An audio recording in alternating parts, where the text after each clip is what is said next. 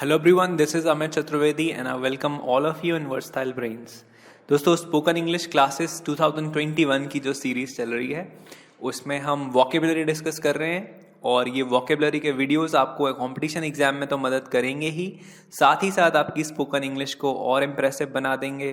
तो दोस्तों आजकल जो चैप्टर हम डिस्कस कर रहे हैं वो है common words for daily speaking और इसमें 10 वीडियोस हम ऑलरेडी डिस्कस कर चुके हैं। वो 10 वीडियोस अगर आपने नहीं देखे तो आप चैनल की प्लेलिस्ट में जाइए।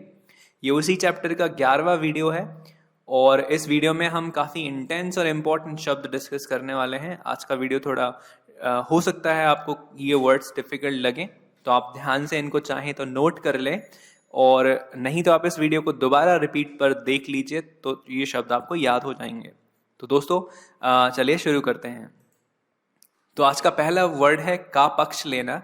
ये का के आगे उस व्यक्ति का नाम, तो का पक्ष लेना को इंग्लिश में हम कहेंगे टेक साइड और यहाँ पे ऑफ भी लग जाएगा। तो टेक साइड ऑफ समबडी यानी किसी का पक्ष लेना, उसको सपोर्ट करना, तो उसको हम इंग्लिश में बोलते हैं टेक साइड। दूसरा शब्द है स्पष्टतः।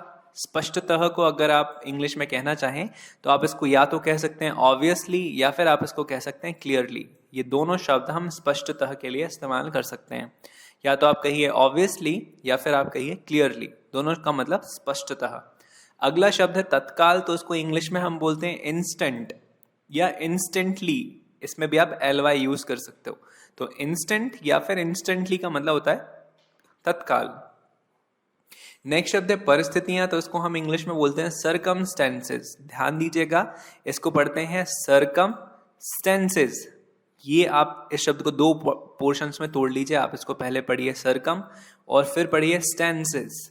ठीक, सरकमस्टेंसेस CES, एक एस और आएगा यहाँ पे। सरकमस्टेंसेस का मतलब होता है परिस्थितियां।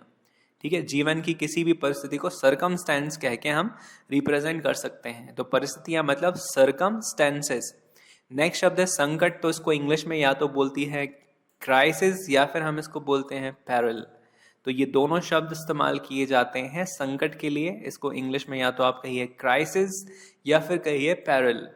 नेक्स्ट शब्द है धुन या फिर सनक, तो इंग्लिश में हम इसको कहते हैं ऑब्सेशन। ठीक, धुन और सनक ये एक्चुअली नेगेटिव शब्द है, नकारात्मक मीनिंग रखता है। ऑब्सेशन गलत होता है, यानी हैबिट अच्छी चीज है लेकिन ऑब्सेशन होना आपकी हेल्थ के लिए हानिकारक होता है। तो ऑब्सेशन कहीं भी लिखा हो तो आप समझिएगा ये गलत नेगेटिव मीनिंग दे रहा है। नेक्स्ट शब्द है की धुन सवार होना, तो उसको हम कहेंगे इज ऑब्सेस्ड विद, और विद के बाद वो चीज जिसकी बात कर रहे हैं। तो की धुन सवार होना, जैसे म्यूजिक की धुन सवार होना तो इज ऑब्सेस्ड विद म्यूजिक, या किसी कहीं जाने की धुन सवार होना तो is obsessed with travelling, whatever. तो ऑब्सेशन मतलब धुन। नेक्स्ट शब्द है इसलिए। अगर आपको इंग्लिश में इसलिए कहना हो तो हमारे पास 3 शब्द हैं। या तो आप कहिए इसको सो या फिर हम इसको कहते हैं देयरफॉर, और एक और शब्द इस्तेमाल होता है जिसको हम बोलते हैं हैंस। ठीक है, हैंस का मतलब भी होता है इसलिए। I am sorry for this stupid writing. हाँ, इसलिए मतलब सो या फिर देयरफॉर या फिर हैंस। अगला शब्द है सांस लेना, तो उसको इंग्लिश में हम कहते हैं इनहेल करना, यानी ऑक्सीजन को अंदर ले जाना, तो उसको हम कहते हैं इनहेल करना। वो जो इनहेलर शब्द है वो इसी से बना हुआ है। इनहेल मतलब सांस लेना, और सांस छोड़ना तो उसको हम इंग्लिश में एक्सेल बोलते हैं। एक्सेल मतलब CO2 को बाहर रिलीज करना। तो देखिए हेल शब्द दोनों में है, इसमें भी है और इसमें भी है। तो अगर लेने की बात की जाए तो इनहेल और छोड़ने की बात की जाए तो एक्सेल। अगला शब्द है श्वसन करना, तो उसको हम इंग्लिश में बोलते हैं रेस्पायर करना। रेस्पायर मतलब श्वसन करना, सांस लेना। इच्छुक अगर शब्द आए, इच्छुक को हम इंग्लिश में बोलते हैं इंटरेस्टेड। इसकी स्पेलिंग है इंटरेस्टेड मतलब होता है इच्छुक। ये स्पेलिंग ध्यान रखिएगा, इंटरेस्टेड मतलब इच्छुक। अगला शब्द है को ताकना, तो उसको हम कहते हैं गेज एट। गेज जो शब्द है ये वर्ब है और एट इसलिए लगाते हैं क्योंकि यहाँ पे को शब्द लिखा हुआ है। तो किसी को ताकना यानी देखना, तो गेज एट समबडी या समथिंग, यहाँ पे उस व्यक्ति या वस्तु का नाम आएगा जिसको आप ताकना हो के लिए कह रहे हो। अगला है को घूरना, तो हम ये फिर स्टेयर लगाते हैं और फिर एट लगा के उस व्यक्ति का नाम या वस्तु का नाम। तो स्टेयर एट मतलब होता है को घूरना। अगला शब्द है झांकना, तो उसको इंग्लिश में हम बोलते हैं पीप, PEEP। ये वर्ब है, पीपिंग और पीप्ड हो सकता है। ये झांकना जैसे कुएं में झांकना, तो पीपिंग इनटू द वेल, ठीक, तो ध्यान रखिएगा। अगला शब्द है पीना।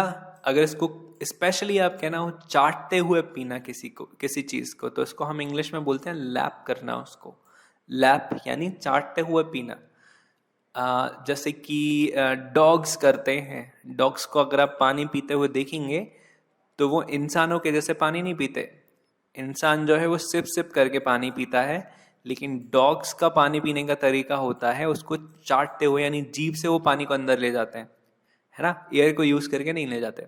अगला शब्द है अपराध, तो उसको इंग्लिश में हम 3 शब्द से रिप्रेजेंट करते हैं। या तो आप उसको कह सकते हो फैलनी, या कह सकते हो ऑफेंस, या फिर कह सकते हो क्राइम। ये तीनों स्पेलिंग्स, फैलनी मतलब भी अपराध, ऑफेंस मतलब भी अपराध, और क्राइम मतलब भी अपराध। अगर आपको कहना हो दोष, तो इसको हम इंग्लिश में बोलते हैं या तो गिल्ट, या फिर हम इसको कहते हैं फॉल्ट, ठीक। या तो आप कहिए गिल्ट या फिर कहिए फॉल्ट, इसका मतलब होता है दोष। अगला शब्द है कम करना किसी भी चीज को, तो इसको हम इंग्लिश में बोलते हैं मिनिमाइज करना, या फिर इसको कहते हैं रिड्यूस करना। तो मिनिमाइज या फिर रिड्यूस दोनों शब्द का एक ही मतलब है, कम करना। अगला शब्द है बढ़ा देना, यानी इसका जस्ट उल्टा, तो इसको आप मैक्सिमाइज कह सकते हो। मैक्सी, ये जो मिनी था ना, इसको आपने मैक्सी बना दिया। मैक्सिमाइज मतलब बड़ा करना, बढ़ा देना। तो मिनिमाइज मतलब कम कर देना, और मैक्सिमाइज मतलब बढ़ा देना। अगला शब्द है तात्कालिक भाषण, तो इसको हम कहते हैं एक्सटेम्पररी स्पीच, ठीक। एक्सटेम्पररी स्पीच का मतलब होता है PORERY, एक्सटेम्पररी, यहाँ पे RY और आ जाएगा।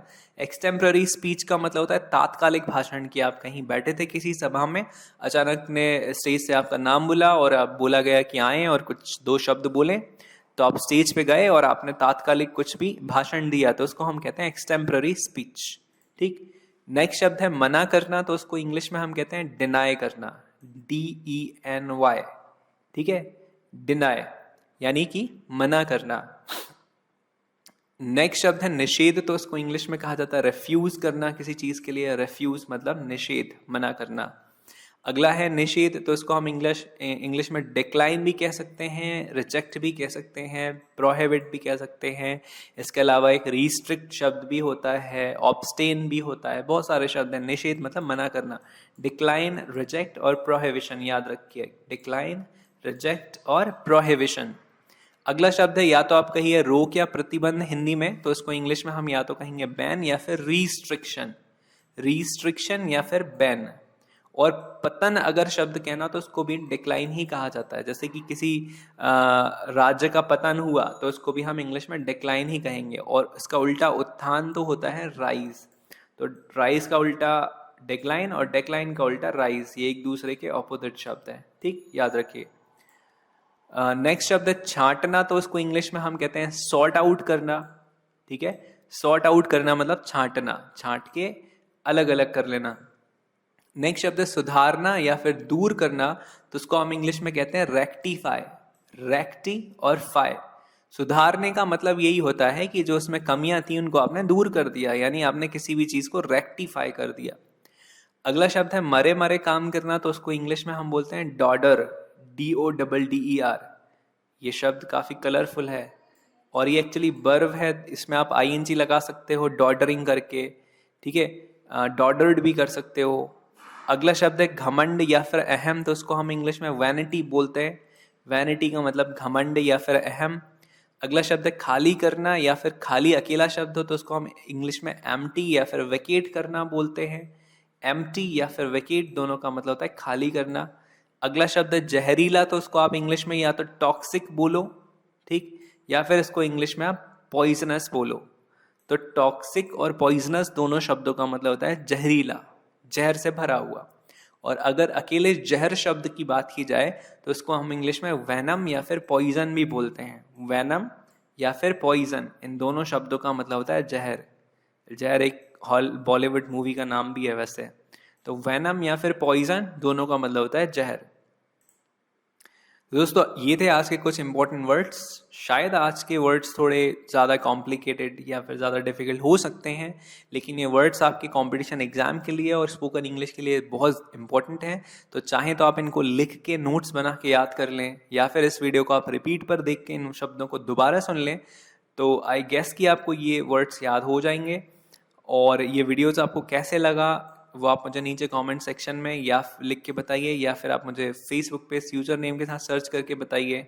और अगर आप चैनल पर नए हैं, ये वीडियो पहली बार देख रहे हैं, तो प्लीज़ इसे सब्सक्राइब कर लें। इस तरह के इंटरेस्टिंग वीडियोस हम आगे भी डिस्कस करते रहेंगे। आज के लिए बस इतना ही। अभी अपन मिलेंगे अगले वीडियो के साथ। तब तक के लिए हैव अ गुड डे।